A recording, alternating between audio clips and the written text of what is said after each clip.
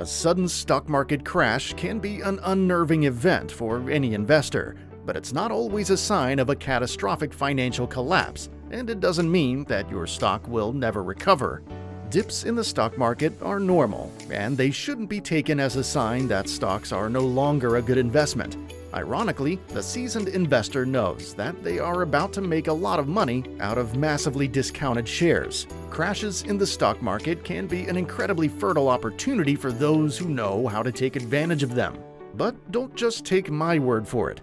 In today's video, we're going to be talking about some of the ways billionaire Warren Buffett suggests investors can take advantage of stock market crashes to make millions. Make sure to hit the like and subscribe buttons and hit the bell icon for notifications. Now, let's get into it. Trying to predict when a stock market crash will happen is never an easy task. It's often called a fool's game by experienced investors. We've put together a list of the best investment advice from Warren Buffett, Peter Lynch, Bill Ackman, Ray Dalio, and many more to show you some of the best ways you can take advantage of a plunging stock market when the time comes. Number 1. Do absolutely nothing. Sometimes the best thing to do when the market is bottoming out is absolutely nothing. Those who are in the market for the long term should have nothing to worry about when the stock market comes to a crash. That kind of situation just wouldn't impact as significantly if they're holding their stock over the long term. It's no secret that the stock market is an extremely volatile place, but it shouldn't worry long-time investors when numbers are in the red a little longer than expected. Think of it as a healthy correction in the market. If the market was on its knees yesterday, then it could easily recover and be up in the sky again in no time. Panic sellers lock in their losses, but smart and unemotional investors take this moment in the market's climate to take a break and avoid checking their portfolio numbers to keep peace of mind. So just remember, do absolutely nothing. Easier said than done, no doubt. Number 2, resist any urge to sell stocks. The worst thing to do during a stock market crash is to panic sell. If you want to be a successful investor, you have to learn how to handle those valleys that come with the market's volatility. And if you think you can just cash out for now, then get back in when the market improves, consider this. You have no way of predicting when the market will swing back, and there could be a big cost in missing out on a few good days in the stock market if you didn't sell. People who panic sell during a crisis often regret their choice.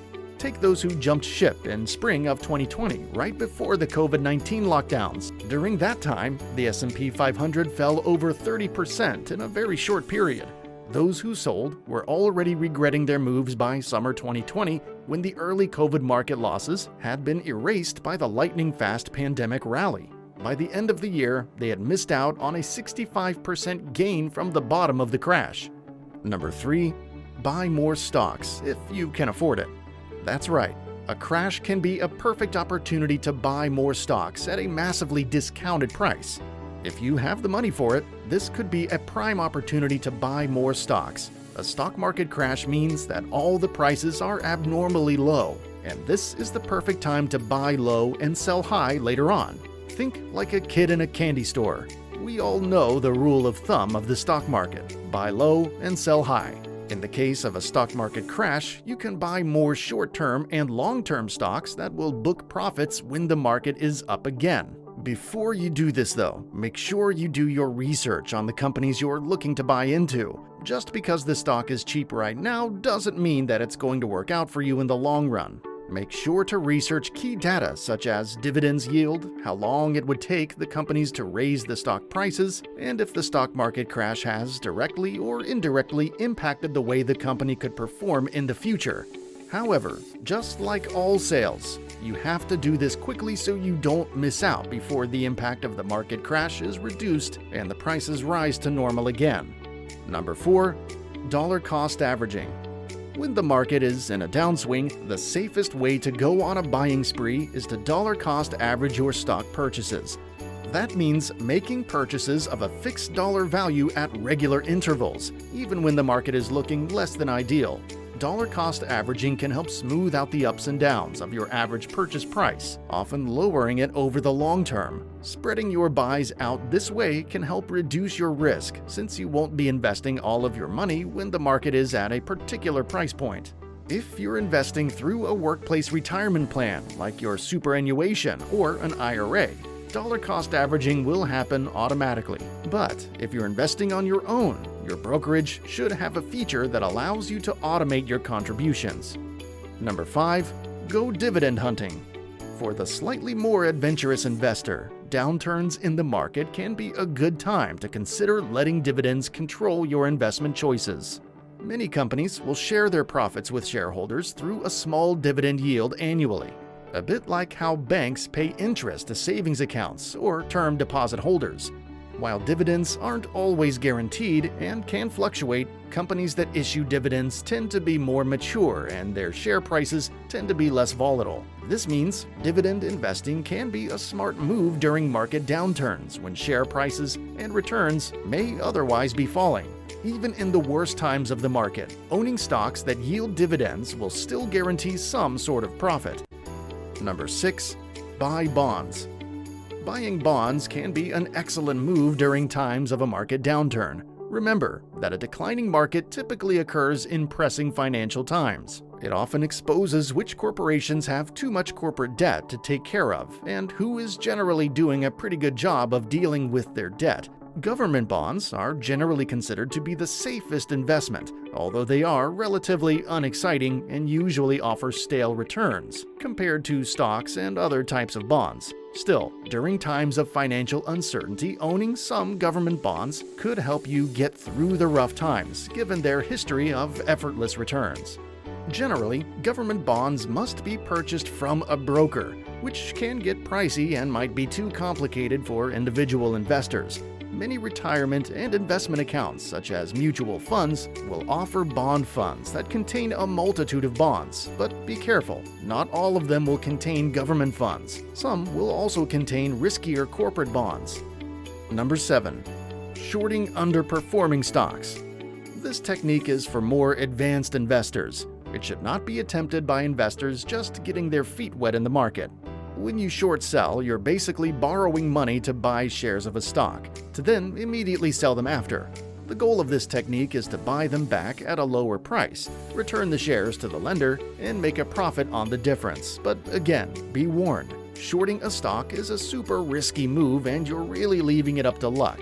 Even the best investment analysis can't guarantee stock is going to decline in value, but some chance is better than no chance. Number 8. Invest in consumer staples. Even during the worst of times, consumers need to buy food, drugs, hygiene products, and medical supplies. These products are known as consumer staples, and they're often the last items to be cut from a family's budget. So, while companies selling flat-screen TVs and other discretionary products will see drops in revenue, companies that sell food products and other personal necessities do not. Data shows that these types of companies outperformed the S&P 500 during the last 5 recessionary periods. These consumer staple companies include Johnson & Johnson, Procter & Gamble, Conagra, and Walmart. These particular companies also pay good dividends, which, as we said earlier, is an excellent investment during a market crash. Number 9. Cut your losses during a crash. Despite even the best advice, sometimes cutting your losses and selling could be the smartest investing move you can make. It can free up money that you can look to invest differently, and if you're investing in a taxable account, it can also allow you to claim your losses on your taxes. This investing strategy, called tax loss harvesting, allows you to offset income with the losses you take, which could possibly lower your tax bill. But it would also lock in your losses, so keep this one in your back pocket for when all else fails. So there you have it. Stock market crashes can be disheartening events, but the most important thing is to always lead with patience during these times. Some of the wealthiest and most well-known figures of finance and investment today have made billions and swear by these methods. Remember, the stock market is volatile. If it's rock bottom today, there's a good chance that it will rebound in the near future, potentially with greater gains than before. What do you think about this video? Did it alleviate some fear around investing in stocks? Let us know what you think in the comments section below, and if you enjoyed the video, please hit that like button. Don't forget to subscribe and hit the bell icon to be notified whenever we post new content. Thanks for watching, and we'll see you in the next one.